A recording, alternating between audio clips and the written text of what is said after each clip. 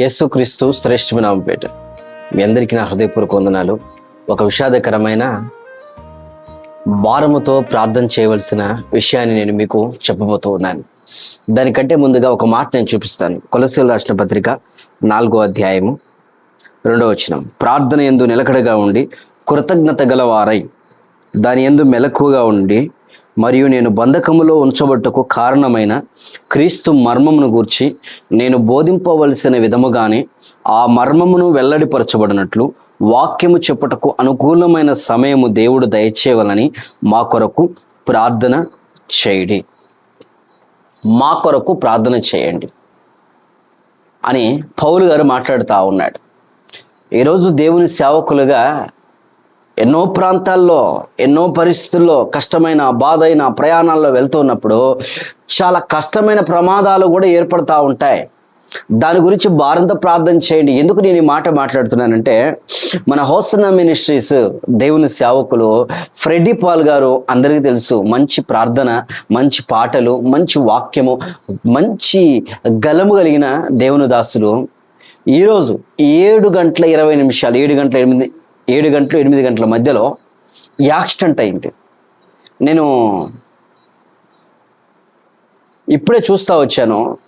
చూడగానే ఆ కాలు పాదం కోయబడింది, లోపల కండరాలు కనబడతా ఉంది, కోసినట్లుగా ఉంది, గాయాలైపోయినాయి.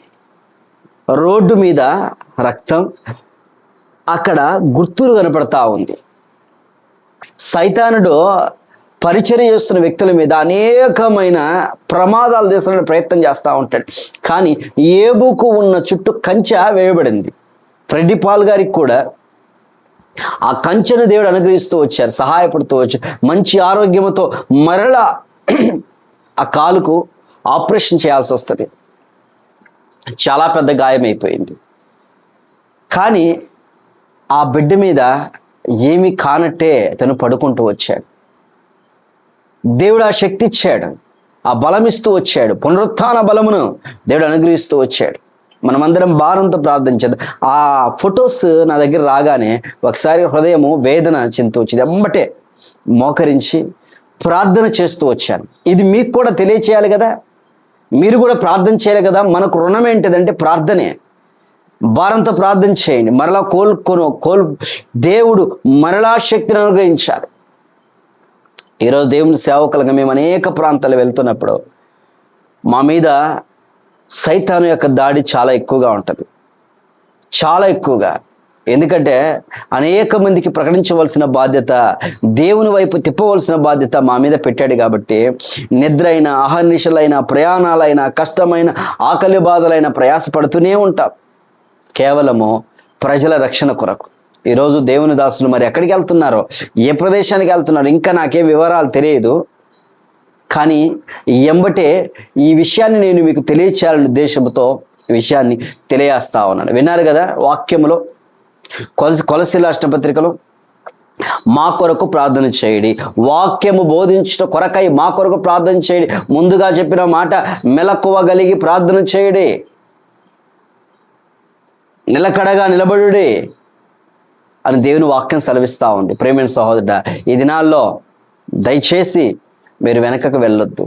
ఇలాంటి చిన్న శోధనలు, చిన్న ఇబ్బందులు ఏర్పడినప్పుడు, తాత్కాలికంగా దేవుని సేవకులుగా మాకు ఇలాంటి పరిస్థితులు ఏర్పడినప్పుడు, కొంత నిరాశ, నిస్పృహలు, బలహీనత ఏర్పడినప్పుడు చాలా ఇబ్బంది ఏర్పడుతుంది.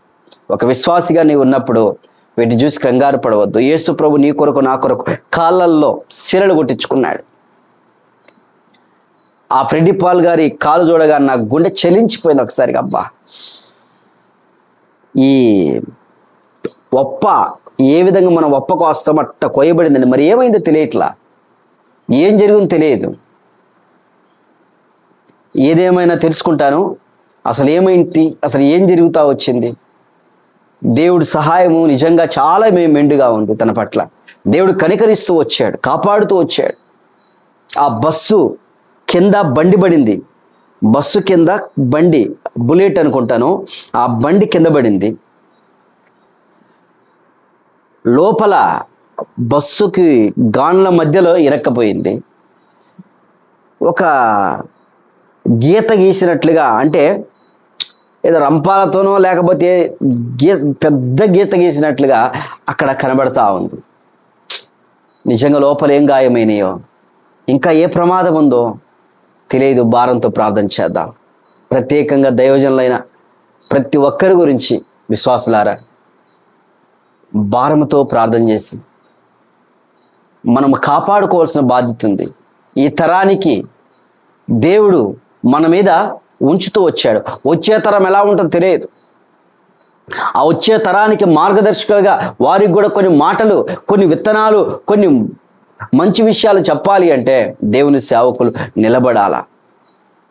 దేవుని యొక్క కరుణ, దేవుని యొక్క కటాక్షము తోడై ఉండాలి. కాబట్టి యేసు క్రీస్తు ప్రభువారు ఎంతో అద్భుతమైన రీతిలో గొప్ప ప్రమాదం నుంచి దేవుడు తప్పించాడు. భయంకరమైన ప్రమాదం అది. చూడ్డానికి చిన్నగా గాయమైందే కానీ చాలా పెద్ద ప్రమాదం. పెద్ద పెద్ద దేవుని సేవకులను, చిన్న సేవకులను, విశ్వాసులను వాడు ఆడుకోవాలని ట్రై చేస్తాడు. ఏబుకు వచ్చిన శ్రమ మామూలుది కాదే. ఏబుకు వచ్చిన ఆ శ్రమ, పిల్లలు చనిపోయినారు, ఇల్లు కూలిపోయింది, పశువులు చచ్చిపోయినాయి, ఎన్నో మరణిస్తూ వచ్చాయి, ఎన్నో చనిపోయినాయి. ఎన్నో చనిపోయినవి కానీ ఏబు మాత్రం విశ్వాసాన్ని కోల్పోలా. ప్రభు మీద ఆధారపడుతూ వచ్చాడు, దేవుని మీద నిలబడ్డాడు, దేవుని కొరకు నిలబడే కృపను పొందుకుంటూ వచ్చాడు. భార్య వచ్చి ఇబ్బంది పెట్టి నిలబడతా వచ్చాడు. ఈరోజు చిన్న సమస్యగా తొలగిపోవద్దు. తొలగిపోకుండా దేవుని మీద ఆధారపడండి. దైవ సేవకుల గురించి, మీ దైవ సేవకుడు, మీ యొక్క సంఘములో ఉన్న దేవుని సేవకుల గురించి, సేవకురాలు, పాస్టర్ గారి గురించి భారముతో ప్రార్థన చేయండి. మీ కొరకు కన్నీరుగా అరుస్తూ, మీ బాగో కొరకు, మీ వేదన కొరకు భారంతో ప్రార్థన చేసే దైవజనుల కొరకు మీరు కూడా భారంతో ప్రార్థన చేయండి. ఆ ప్రార్థన ఫలము మనకు పని చేస్తుంది. ఆ ప్రార్థన ప్రొటెక్షన్ ఉంటుంది. దేవుడు ఘనమైన కార్యం దేవుడు జరిగిస్తాడు. కాబట్టి భారంతో దైవజనుడి గురించి ప్రార్థన చేద్దాం. మరి ఏ హాస్పిటల్ ఉన్నాడో, ఎక్కడ జరిగిందో ఏమో తెలియదు, కానీ ప్రార్థన చేయండి అని చెప్పడానికి మాత్రం వివరించాను. తర్వాత ఏం జరిగిందో విషయాలు కూడా నేను చిన్న పోస్ట్ పోలో తెలియజేస్తాను. పరిశుద్ధుడైన దేవా, మీ ఇచ్చిన గొప్ప రక్షణ స్తోత్రం బ్రతిమలాడుతున్నాను. నీ దాసుని ఆప చేసుకుని కాళ్ళను ముట్టండి అయ్యా, తాకండి. చాలా గొప్ప ప్రమాదం నుంచి తప్పించావు. చాలా ప్రమాదం. బస్సు కింద పడిన ఆ బండిని చూస్తేనే అనిపిస్తూ ఉంది, తలకాయ పగిలిపోవాల్సింది. ఎంత అద్భుతం చేశావు, కృప చూపించమని యేసుక్రీస్తున్న బిడ్డలకు కూడా ఎవరు ఇలాంటి బాధలు ఉన్నారు సహాయపడే దైవ సేవకులందరూ ప్రొటెక్షన్ దయచేయండి. సైతాను తంత్రములు లయపరచుదురుగాక, నీ దాసునికి మంచి స్వస్థత దయచేదురుగాక, సహాయం చేయండి. యేసుక్రీస్తున్న ప్రార్థన తండ్రి, ఆమేన్. God bless. నా గురించి, మా గురించి, మా పరిచయం గురించి కూడా భారంతో ప్రార్థించి